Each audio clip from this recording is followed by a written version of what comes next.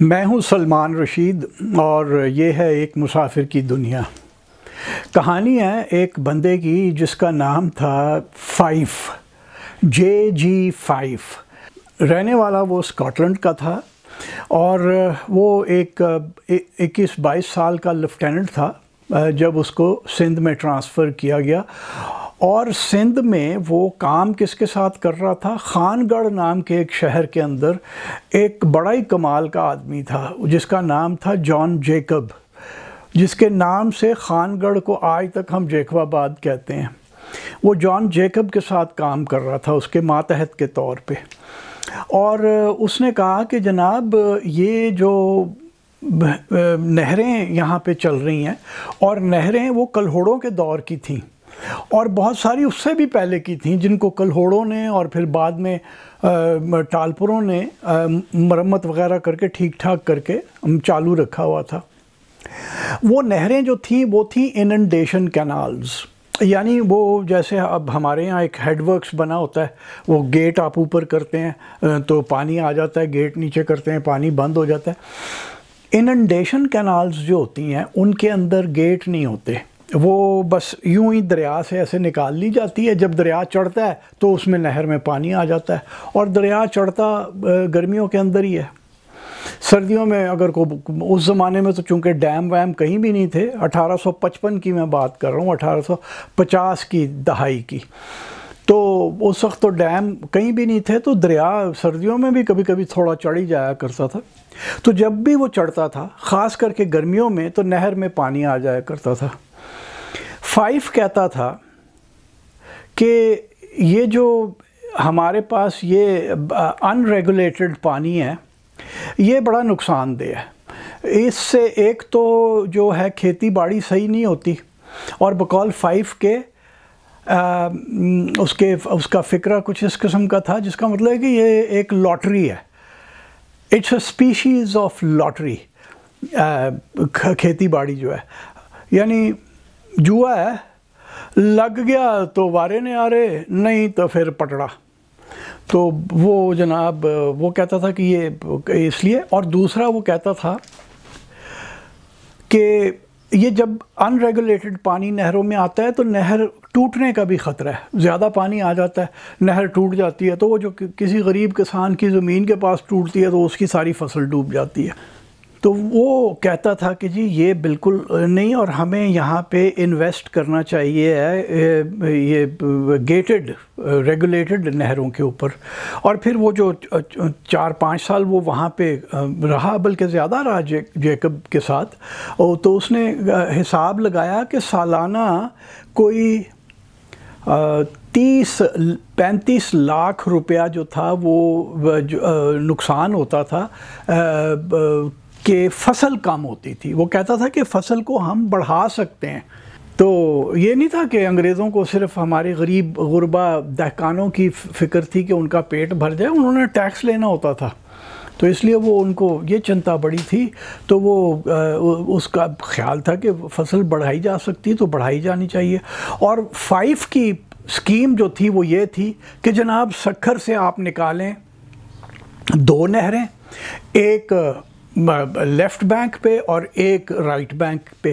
جو right bank والی ہے وہ سیدھی نیچے جائے اور حیدرآباد کے نزدیک جو پرانی فلیلی کینال ہے، وہ بھی پرانے زمانے کی نہر ہے جس کو کلہوڑوں جو تھے فرما روا سندھ کے، انہوں نے اس کو مرمت وغیرہ کیا 18ویں صدی کے اندر۔ اور دوسری نہر 5 کے مطابق بائیں کنارے پر ہونی چاہیے تھی، جو کہ وہاں سے نکل کے تھوڑا نیچے جا کے نارا کینال جو ہے، نارا جو کہ پرانا ایک دریائے سندھ کا پارٹ ہے، وہ اس میں گر جائے اور وہ پھر ہوتی ہوئی نیچے کو جائے سمندر کی طرف۔ اور جب وہ ریگستان کے نزدیک پہنچ رہی ہو، جہاں سے وہ ایسے طرح لوپ لگا کے تھر کے ساتھ ملتی ہے، تو وہاں سے ایک نہر اور نکال کے اس کو مزید تھوڑا سا مشرق کی طرف لے جایا جائے، تاکہ ریگستان کا بھی کچھ علاقہ ریکلیم کر لیا جائے کھیتی باڑی کے لیے۔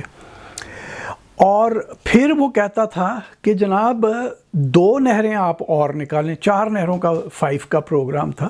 وہ کہتا تھا 2 نہریں مزید نکلنی چاہیے، اور وہ جھرک کے نزدیک۔ اگر آپ ٹھٹھہ سے کراچی جائیں نیشنل ہائی وے 5 کے اوپر، تو ٹھٹھہ سے نکلنے کے تھوڑی دیر کے بعد جھرک ایک گاؤں آتا ہے، اور وہ کہتا تھا وہاں سے آپ 2 نہریں نکالیں، ایک تو بائیں کنارے کے ساتھ سندھو کے، وہ چلتی ہوئی سیدھی نیچے ٹھٹھہ کی بہت ساری جو زمینیں تھیں اس زمانے میں تو بہت فرٹائل تھیں، ان کو پانی دیتی ہوئی وہ سمندر کی طرف جا کے ادھر مل جائے، کسی کریک میں ڈل جائے سندھو کی، اور وہ ادھر پانی سمندر میں باقی چلا جائے۔ اور دوسری وہ کہتا تھا جو دائیں کنارے پہ چل رہی ہو سندھو کے، وہ سیدھی کراچی جائے، وہ نہ صرف زمینوں کو سیراب کرے گی بلکہ کراچی کو بھی پانی دے۔ تو یہ 5 کی جناب اسکیم تھی، اس نے بڑا پکا تھا، اس نے بڑے جتن کیے کہ یہ کر لیا جائے، لیکن کئی چیزیں جو ہوتی ہیں نا، وہ جو سوچنے والا ہوتا ہے وہ مر کھپ جاتا ہے تو اس کے بعد ہوا کرتی ہیں۔ تو یہ جو 5 کی ڈریم تھی، انگریزی میں کہتے ہیں نا پائپ ڈریم، ایسی کو اونچا خواب دیکھ رہا ہو تو کہتے ہیں دیٹس اے پائپ ڈریم۔ تو یہ 5 ڈریم تھی۔ تو 1894 آ گیا، 5 جو کہ 1855 کے اندر لیفٹیننٹ تھا، اب لیفٹیننٹ جنرل ہو گیا، اور وہ ابھی بھی وہی اپنی 5 ڈریم پہ لگا ہوا ہے کہ جناب آپ سندھو سے نہریں نکالیں اور یہ پلان جو ہے اس کو آگے چلایا جائے۔ لیکن بابو لوگ جو تھے، جو کہ ایک بامبے میں اس وقت جو سندھ تھا وہ بامبے سے کنٹرول کیا جاتا تھا، یعنی اس زمانے میں سندھ جو تھا وہ بمبئی کا جو کمشنریٹ تھی جہاں سے ایڈمنسٹریشن چلتی تھی، تو وہ پورا کا پورا سندھ جو تھا وہ بمبئی سے کنٹرول ہوتا تھا۔ تو وہ بمبئی میں بیٹھے ہوئے جو بابو تھے انہوں نے کہا کہ نہیں جی نہیں، یہ مہنگا کام 5 جو ہے نا یہ بیوقوفی کی بات کر رہا ہے، یہ جو کہتا ہے کہ جی ریگولیٹر ہو اور ہیڈ ورکس ہو اور اپنا پانی ریگولیٹڈ نہروں کے اندر آئے، یہ بالکل غلط بات ہے۔ اننڈیشن کینال یہاں پہ صدیوں سے چل رہی تھی اور وہی چلنی چاہیے، پیسے کم خرچ کرو۔ 5 نے کہا تھا کہ جناب یہ جو اگر آپ ریگولیٹر والی نہریں بنا لیں، جیسے جو وہ کہتا تھا کہ اگر آپ نے سکھر سے نکالنی ہے تو یہاں پہ ایک ویئر یا ایک ریگولیٹر لگانے کی جو وہ اسکیم بناتا تھا، اس میں کوئی 3-3.5 کروڑ کا خرچہ تھا، یعنی 1800 اب یہ 55 سے آگے آ کے 1890 میں کے دہائی کے اندر اس پہ کوئی 3 کروڑ کا خرچہ ہونا تھا۔ تو وہ کہتے تھے، 5 کہتا تھا کہ جناب اگر آپ یہ خرچہ آج کر دیں گے تو یہ 10 سال کے اندر اندر پورا ہو جائے گا۔ وہ بابو لوگ کہتے تھے کہ تینوں کس طرح پتہ ہے بھائی کہ 10 سال کے اندر اندر پورا ہو جائے گا؟ انہوں نے کہا کہ نہیں، یہ نہیں بننے کی۔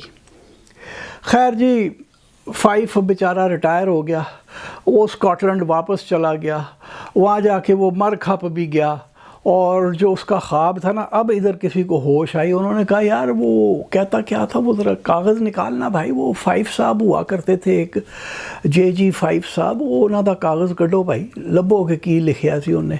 تو پھر انہوں نے جا کے 1923-24 کے اندر 5 کی رپورٹ نکالی، اور انہوں نے کہا کہ ہاں جی یہ تو بننی چاہیے، یہ تو صحیح کہہ کے گیا تھا، اس طرح سے اگر ہم کریں اور 3 نہریں ہم دائیں کنارے پہ نکالیں اور 4 نہریں ہم الٹے ہاتھ کے کنارے پہ نکالیں، بائیں کنارے پہ، تو یہ تو اسکیم بڑی کارآمد ہے، تو بس یہ ایسے ہی کرنا چاہیے۔ تو پھر بابو لوگوں نے پیسے نکالے اور کام جو ہے وہ آگے چلا۔ اچھا، اب آپ یہ دیکھیے کہ جو 5 نے وہ سادہ سا منصوبہ 1855 میں بنایا تھا، وہ آ کر کے جنوری 1932 میں مکمل ہوا۔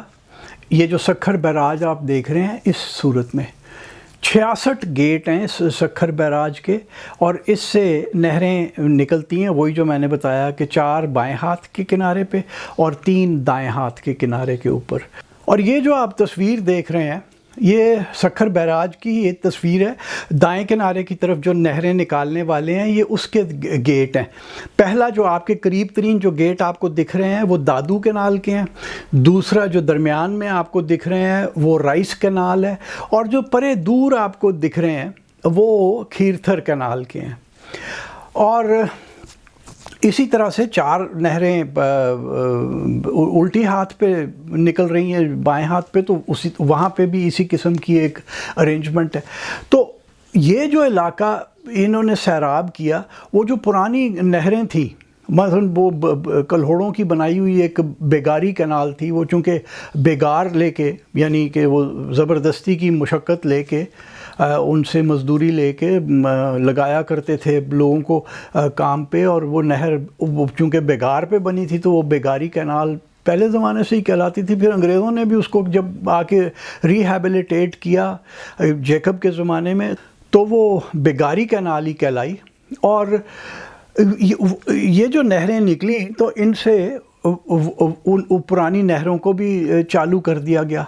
اور یہ جو آپ تصویر دیکھ رہے ہیں اس میں یہ صاحب جو بیٹھے ہوئے گوڈی کر رہے ہیں یا اپنی سبزی کے ساتھ کچھ کر رہے ہیں اپنی کھیتی میں، یہ بگٹی ہیں، بلوچ.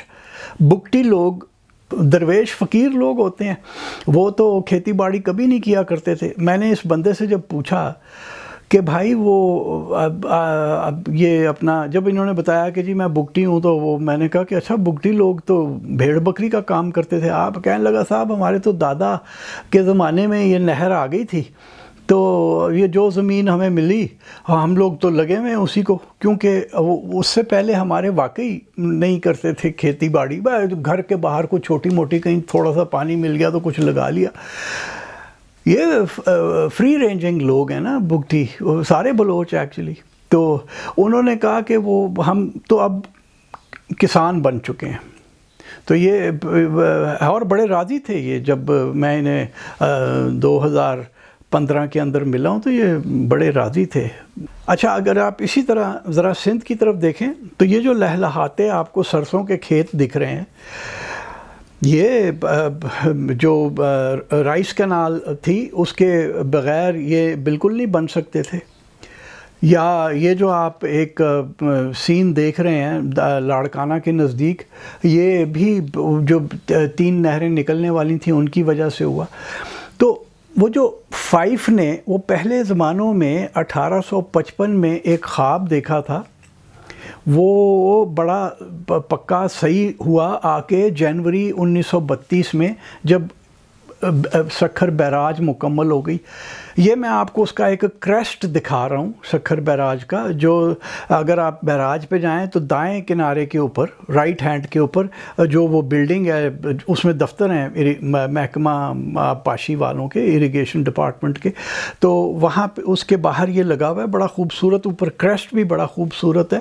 اور اس میں ساری جو ہے نا تفصیل لکھی ہوئی ہے کہ کس نے کیا. وہ نیچے جو ہے نا اس نے آ کے وہ پیسے کے کتنے پیسے کا پلان تھا اور کتنے پیسے لگے اس کو کالا کر دیا. تو وہ ہمارے جو صاحبان ہیں اریگیشن والے، وہ بڑی وفاداری کے ساتھ آج تک اس کو کالا ہی کرتے آ رہے ہیں کہ کسی کو پتہ نہ لگ جائے کہ پہلے پلان کیا تھا اور بعد میں کتنے خرچ ہوئے. تو یہ جو 1855 میں جس کی پہلی بار ایک فائف نامی آدمی نے، بڑا قابل اور دور اندیش آدمی تھا، اس نے یہ جو پہلی بار یہ سوچا، وہ جب 1932 میں مکمل ہوا تو یہاں پہ اچھی بھلی خوشحالی آ گئی. اور اب جو ہے یہ جو 7 نہریں نکل رہی ہیں، یہ سندھ کے اندر کوئی 60 لاکھ کوئی 2-2.5 ہزار ایکڑ زمین کو سیراب کرتی ہیں. یہ وہ زمین ہے جو کہ اگر یہ نہ ہوتی، اگر فائف وہ خواب نہ دیکھتا، وہ جو فائف ڈریم تھی اس کی وہ نہ وہ دیکھتا تو وہ بنجر پڑی ہونی تھی. پتہ نہیں ہم نے بنا پانی تھی کہ نہیں، لیکن بہرحال وہ اس نے کام خوب کیا. اور کس طرح وہ کتنے سال، یعنی 1894 میں لیفٹیننٹ جنرل ہو گیا اور وہ اسی تگ و دو میں لگا رہا کہ بھائی جان یہ نہر بنا دیں. تو ہمارے یہاں پتہ نہیں اس طرح کے افسر ہیں کہ نہیں ہیں، کیونکہ یہاں تو وہ جنرل ڈیوٹی بابو ٹائپ لوگ ہیں، وہ آتے ہیں اور چلے جاتے ہیں، اور کسی کو اتنا شوق نہیں ہوتا کہ وہ کسی بھی منصوبے کو اخیر تک پورا ہوتے ہوئے دیکھے۔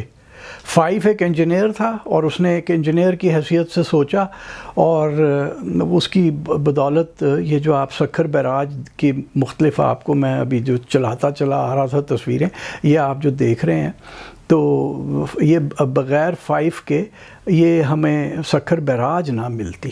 تو جناب یہ آج کی جو داستان تھی وہ ایک 5 ڈریم کے اوپر تھی، اور جس کو اب ہم پہلے زمانے میں لوئڈز بیراج کہتے تھے، اب ہم اسے سکھر بیراج کہتے ہیں۔